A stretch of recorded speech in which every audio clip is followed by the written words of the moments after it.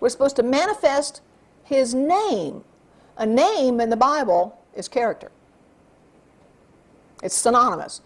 The Old Testament Jews didn't name their child until they were about 3 years old because they wanted that child to grow and develop, and when they saw the character of the child, then they named him accordingly. So that's why when you read the Old Testament, you need to look up those names and say, what do those names mean? You know, like Esau and Jacob and Isaac. They all mean something, and they tell us something about the character of that individual. Jesus said, I manifested thy name. I showed the character of the Father to all who would listen. Nobody could doubt but that God is a God of love. Then, verse 17, he said that he gave them the word, which he did. I have given them thy word. That's verse 14, not 17. I have given them thy word, and the world which hateth them because they were not of the world, even as I am not of the world. So we see that this is the witness. Like I said, there's many, many places I could have gone to get these verses, but to keep us from flipping around so much, I just went to chapter 17 of John.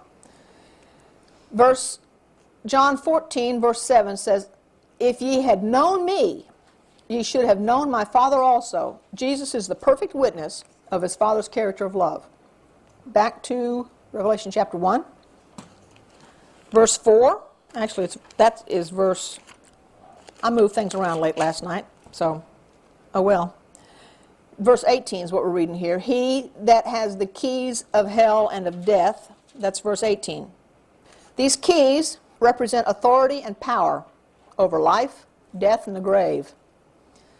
Adam Clarke's commentary says that it is evident that we should understand Hades, which is translated here as hell, not as hell, as an ever-burning place, not as a place where the spirits go, you know, the separated spirits, but merely as the grave.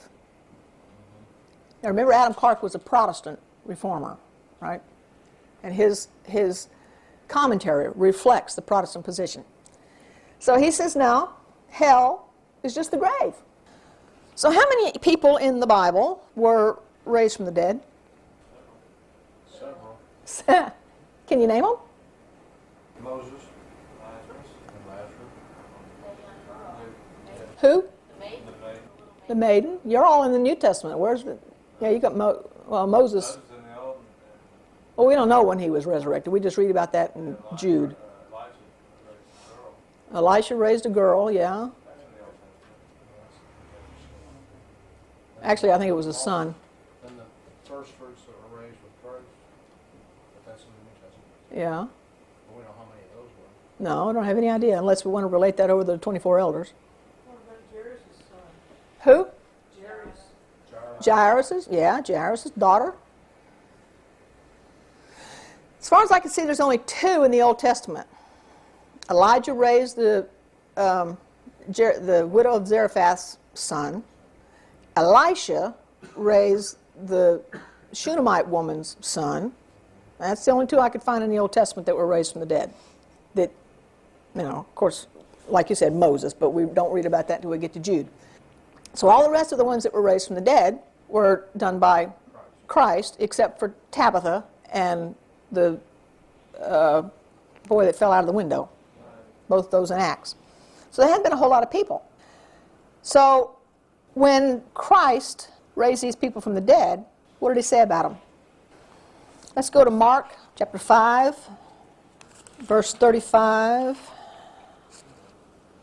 And Jesus is just traveling through this village, and it's very crowded. People are pressing in on him. And the ruler of the synagogue is Jairus. And he had come to him and said, my daughter is sick. Please come heal her. And Jesus says, okay.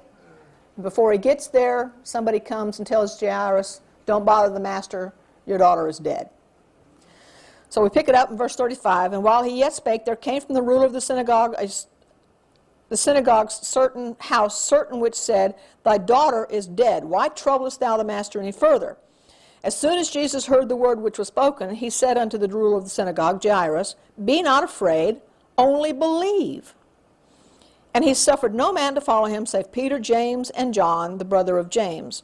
And he came to the house of the ruler of the synagogue, and seeth the tumult, because everybody had already started weeping and wailing. I mean, it didn't take them long to get the mourners in. Verse 39, and when he came in, he said unto them, Why make ye this ado and weep? The damsel is not dead, but sleeps. Well, they'd already checked her out. They knew she didn't have a pulse. She wasn't breathing. So they laughed him to scorn. They said, She's not sleeping. She's dead. But when he had put them all out, he taketh the father and the mother of the damsel, and them that were with him, Peter, James, and John, and he entered into where the damsel was lying. And he took the damsel by the hand, and he said unto her, Talitha cumi, which is being interpreted, Damsel, I say unto thee, arise. And straightway the damsel arose and walked, for she was of the age of 12 years. And they were astonished with great astonishment. And he charged them straitly that no man should know it, and commanded that something should be given her to eat. So she really was alive because she ate. Was she really dead? Really? Not the second, first death. First death, not the second death, because from the first death there is could be resurrection. From the second death there is no resurrection.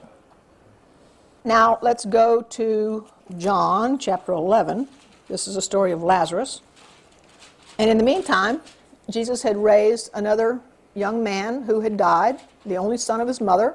And as Jesus was just passing through the area, he saw this funeral. And he saw everybody weeping. And he went up and he touched the funeral bier upon which the body was laid. And he made them stop. And he raised that widow of Nain's son. He did that in the exact same area, not the same city, but in the same area where Elijah raised the widow's son. And those people in that area said, Is not this that prophet? It was a witness to them. They remembered what Elijah had done, and when somebody else came to the area and did the same thing, they said, This is that prophet that's been prophesied to come. Here in chapter 11, Lazarus is sick, and Jesus waits 4 days before he goes to Mary and Martha. Verse 37, and they said some of them, Could not this man which opened the eyes of the blind, that was in chapter 9, have caused that even this man should not have died? You know, he was sick. If you can make somebody see that's never been able to see, he could have cured this disease here. You know, why didn't he show up in time and cure this disease instead of letting this man die? Jesus, therefore, again groaning in himself, came to the grave. And it was a cave, and a stone lay upon it. And Jesus said, Take away the stone. And Martha said, Oh, no, Lord, you can't do that. It's been 4 days. You know, we open up that tomb, it's going to stink. We can't do that. No, we don't want to do that. So we were sure this man was dead.